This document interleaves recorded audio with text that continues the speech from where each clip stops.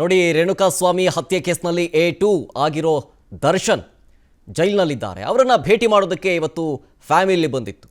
ಒಂದು ಕಡೆ ವಿಜಯಲಕ್ಷ್ಮಿ, ಮತ್ತೊಂದು ಕಡೆ ಅವರ ಸಹೋದರ ದಿನಕರ್ ತೂಗುದೀಪ ಇಬ್ಬರು ಕೂಡ ಬಂದಿದ್ದರು.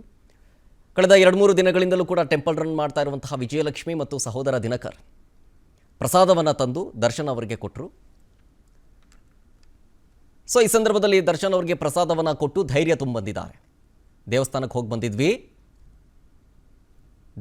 ಹೋಗಿದ್ವಿ, ಅಲ್ಲಿಂದ ಪ್ರಸಾದ ತಗೊಳ್ಳಿ, ಹೆದರ್ಕೊಂಬೇಡಿ, ನಾವೆಲ್ಲರೂ ಇದ್ದೀವಿ ನಿಮ್ಮ ಜೊತೆಗೆ, ಆದಷ್ಟು ಬೇಗ ನೀವು ಬಿಡುಗಡೆ ಆಗಲಿ ಅಂಥೇಳಿ ದೇವರನ್ನ ಪ್ರಾರ್ಥಿಸಿದ್ದೀವಿ ಅಂತ ಹೇಳಿ ಬಂದಿದ್ದಾರೆ. ಮತ್ತೊಂದು ಕಡೆ ದರ್ಶನ್ ಅವ್ರಿಗೆ ಮನೆ ಊಟ ಬೇಕು ಅನ್ನೋ ನಿಟ್ಟಿನಲ್ಲಿ ಅರ್ಜಿಯನ್ನು ಸಲ್ಲಿಸಲಾಗಿತ್ತು. ಹಾಗಾಗಿ ಆ ಅರ್ಜಿ ತಿರಸ್ಕಾರ ಕೂಡ ಆಗಿತ್ತು. ಆದರೆ ಈಗ ಹೈಕೋರ್ಟ್ನಲ್ಲಿ ಅರ್ಜಿ ಸಲ್ಲಿಸಿದ್ದಾರೆ, ಅದನ್ನು ಪ್ರಶ್ನೆ ಮಾಡಿ. ಸೊ ಹಾಗಾಗಿ ಏನಾಗುತ್ತೆ ಅನ್ನುವಂತಹ ಕುತೂಹಲ ಮತ್ತೊಂದು ಕಡೆ. ಸದ್ಯ ಈಗ ನೋಡ್ತಾ ಇರುವಂತಹ ವಿಜುವಲ್ಸ್, ಚಂಡಿಕಾ ಹೋಮವನ್ನು ವಿಜಯಲಕ್ಷ್ಮಿಯವರು ಮೊನ್ನೆಯಷ್ಟೇ ನಡೆಸಿದ್ದು. ಅಲ್ಲಿಂದ ಸೀದಾ ಜೈಲಿಗೆ ಬಂದು ಪರಪ್ಪನಾಗ್ರಹಾರಕ್ಕೆ ಬಂದು ದರ್ಶನ್ ಅವರನ್ನು ಭೇಟಿ ಮಾಡಿ, ದೇವಸ್ಥಾನಕ್ಕೆ ಹೋಗಿದ್ವಿ, ಚಂಡಿಕಾ ಹೋಮ ನೆರವೇರಿಸಿದ್ವಿ, ಪ್ರಸಾದ ತಗೊಳ್ಳಿ ಅಂಥೇಳಿ ದರ್ಶನ್ ಅವರಿಗೆ ಕೊಟ್ಟು ಧೈರ್ಯ ಬಂದಿದ್ದಾರೆ, ನಾವೆಲ್ಲರೂ ಇದ್ದೀವಿ, ಹೆದರ್ಕೊಳ್ಬೇಡಿ ಅಂಥೇಳಿ.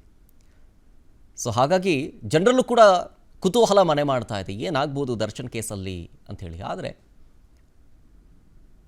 ಚಾರ್ಜ್ ಶೀಟ್ ಸಲ್ಲಿಸಬೇಕು, ಚಾರ್ಜ್ ಶೀಟ್ ಸಲ್ಲಿಸೋದ ನಂತರ ಏನಾಗಬಹುದು ಅನ್ನೋ ನಿಟ್ಟಿನಲ್ಲಿ ವಾದ ಪ್ರತಿವಾದ ಅವೆರಡೂ ಕೂಡ ಸ್ಟಾರ್ಟ್ ಆಗುತ್ತೆ. ಆ ಚಾರ್ಜ್ ಶೀಟ್ ಸಲ್ಲಿಸಿದ ಮೇಲೆ ಅಲ್ಲಿವರೆಗೂ ಕಾಯಲೇಬೇಕು.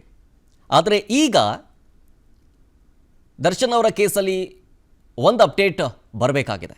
ಅದು ದರ್ಶನ್ ಅವರಿಗೆ ಮನೆ ಊಟ ಸಿಗುತ್ತಾ ಇಲ್ವಾ ಅನ್ನುವಂತಹ ಪ್ರಶ್ನೆ. ಸೊ ವಿಚಾರಕ್ಕೆ ಸಂಬಂಧಪಟ್ಟಂತೆ ಬ್ರೇಕಿಂಗ್ ನ್ಯೂಸ್ ಬರ್ತಾ ಇದೆ. ಮನೆ ಊಟ ಕೋರಿ ಕೋರ್ಟ್ಗೆ ಸಲ್ಲಿಸಿದ್ದಂತಹ ಅರ್ಜಿಯನ್ನ ವಾಪಸ್ ತೆಗೆದುಕೊಳ್ಳಲಾಗಿದೆ. ಹೈಕೋರ್ಟ್ಗೆ ಸಲ್ಲಿಸಿದಂತಹ ಅರ್ಜಿ ವಾಪಸ್ ಪಡ್ಕೊಂಡಿದ್ದಾರೆ ದರ್ಶನ್. ವೈ? ಕಾರಾಗೃಹದಲ್ಲಿರುವ ದರ್ಶನ್ಗೆ ಅಲ್ಲಿಗೆ ಜೈಲೂಟವೇ ಫಿಕ್ಸ್.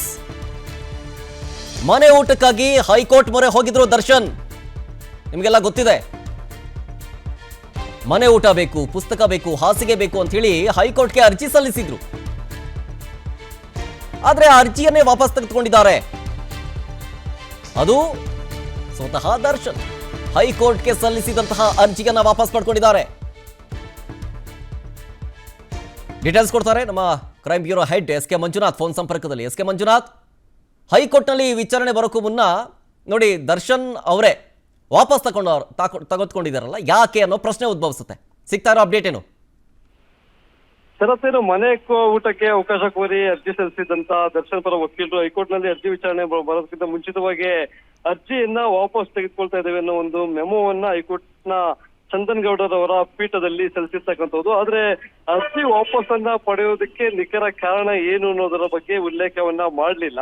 ಜೊತೆಗೆ ಇವ್ರಲ್ಲಿ ಅನ್ಅಫಿಷಿಯಲ್ ಆಗಿ ಹೇಳೋದಾದ್ರೆ, ಈ ಹಿಂದೆ ಏನು 24ನೇ ACM ಕೋರ್ಟ್ ನಲ್ಲಿ ನಡೆದಂತ ವಿಚಾರಣಾ ಸಂದರ್ಭದಲ್ಲಿ Karnataka prison correction manual act 2021 ಏನಿದೆ, ಅದರ ಅಡಿಯಲ್ಲಿ ಕೊಲೆ ಆರೋಪಿಗೆ ಮನೆ ಊಟಕ್ಕೆ ಅವಕಾಶ ಇಲ್ಲ ಇರೋದು ಸ್ಪಷ್ಟವಾಗಿ ಉಲ್ಲೇಖ ಮಾಡಲಾಗಿದೆ. ಜೊತೆಗೆ ಅದನ್ನ ಒಂದು ಆರೋಗ್ಯ ಕಂಡೀಷನ್ ಏನಿದೆ, ಹೆಲ್ತ್ ಕಂಡೀಷನ್ ಸಂಬಂಧಪಟ್ಟ ಹಾಗೆ ಜೈಲು ಅಧಿಕಾರಿಗಳಿಂದಲೂ ಸಹ ಯಾವುದೇ ರೀತಿಯಾದಂತ ಅವರಿಗೆ ಮನೆ ಊಟದ ಅವಶ್ಯಕತೆ ಇದೆ ಅನ್ನೋದ್ರ ಬಗ್ಗೆ ಉಲ್ಲೇಖ ಮಾಡಿರ್ಲಿಲ್ಲ.